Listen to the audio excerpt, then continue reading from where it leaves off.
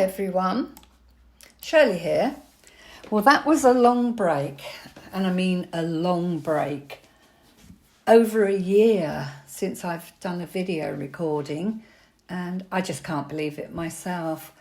The last one that I made, I was doing a giveaway for Udalcina, and Andrew and I were going away to Spain, and I was going to do the video when we got there and do the giveaway, but the internet connections in every place that we turned up at was absolutely awful.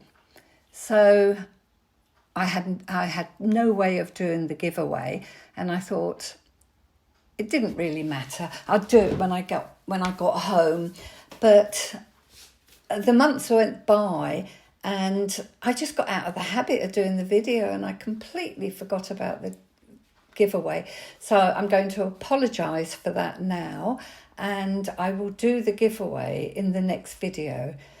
I thought this video here now would be an experimental one because I get unhappy with talking. I think most people do with their videos, and lots of ums and ahs as you're doing it. So I thought this time round I'd try a voiceover, and that's what I'm doing at the moment. So the video is playing in the background and I'm sitting here talking now. I'm not sure how it's going to turn out and whether I'm going to like it or not. But if I do, then I'll probably do voiceovers. I listen to Meg's journals, and I think most of hers are voiceovers, and they all sound absolutely brilliant. So I'll just give this a go and give it a test and see how it goes. This little journal that I'm showing you is made with cardboard, corrugated cardboard, which I've ripped and then cut it up.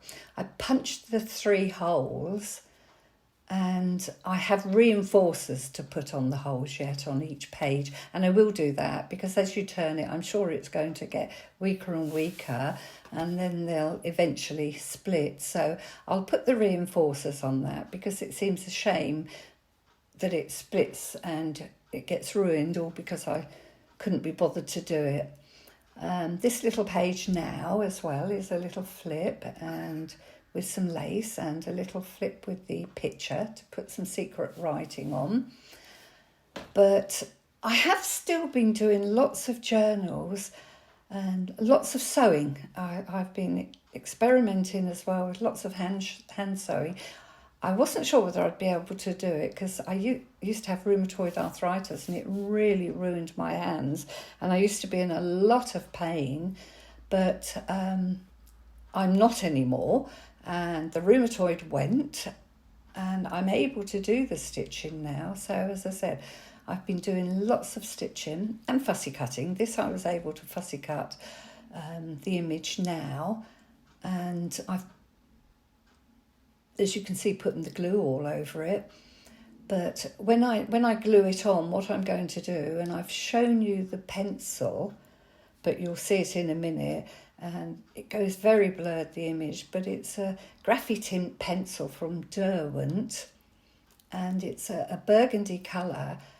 And in the very front page, when you first go into the journal, I've used it on there, and there's lots of colouring around the edges, and I coloured the girls' dresses, and I coloured the little boy, his shirt, and there you go, there's the pencil.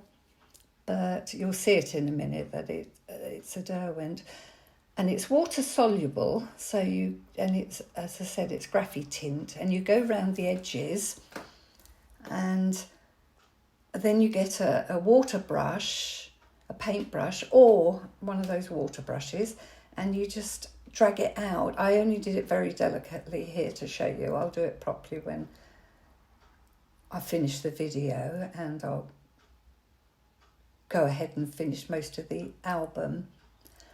But as I said, I haven't just stopped doing anything. I have done loads of videos, which I'm hoping I have done loads of journals and lots of painting journals as well. And this one I got more back into the inking. Oh, that really is an old invoice I'm showing you there now. And I have lots of these little original invoices, and I don't use them. They tend to stay in a drawer, and I just like to touch them and look at them and then put them back. But I've decided now I'm going to use them. So I've used most of what's in here, apart from this, which is a St. Paul's, I think. It's a Paris swatch label thing, and that isn't antique, but most of the pages in here are antique, and the music sheet you can see, and it has to be over 100 years old to be antique. Otherwise, you can call it vintage if it's not quite antique. But most of these pages are, as you can see on there, it says 1922 at the top. And that definitely is antique. And the pages, the book pages, I'm not sure whether that one is antique, but I distressed all the edges with it. And another one of St. Paul's swatch cards that I printed off. But as I say, I've been doing a fair bit the last year, and I will make videos and come on and show you, because I have done lots of lovely stuff. That's piano paper, isn't it lovely? And I decided not to rip that down the edges, but that just shows me it's the back when I was putting it together.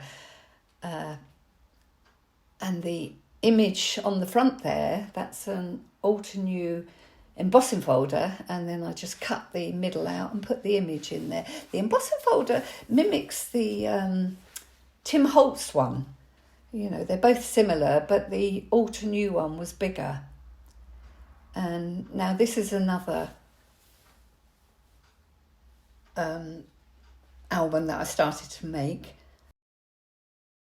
This has got the album's going to have 2 signatures, and I know what my problem is with making things. I get bored. Now the corrugated one that I've just done, I am going to finish that, because that is my problem. I get 70-80% of the way through things, and then I get bored with them and put them to the side, because my attention span has been caught by something else. And what I've seen a video or somewhere, and Carol Laws actually gave me the inspiration for this one, because she had these images on one of her albums, and I think they're from Kleeblatt Creations. And when I saw them, I just went off on a tangent again while I was still finishing off my corrugated one, and I bought the images, printed them off, and started this album. And I don't show it here, but I've done an awful lot of this one now. As I say, probably 80% finished it, but I'm in the middle of doing the cover for it. So hopefully this one will get finished, and then I'll do a video and show you it. But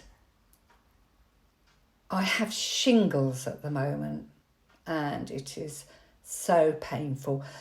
But the one thing that has been taking the shingles off of my mind and the pain is crafting.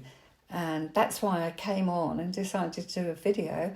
And I have lots to show you. So I will come back and show you all the things I've been doing. Hopefully they'll be finished. But if they're not, I'll just carry on with videos and show you the finished articles. But I love my fabric, and I stamped onto that piece of fabric.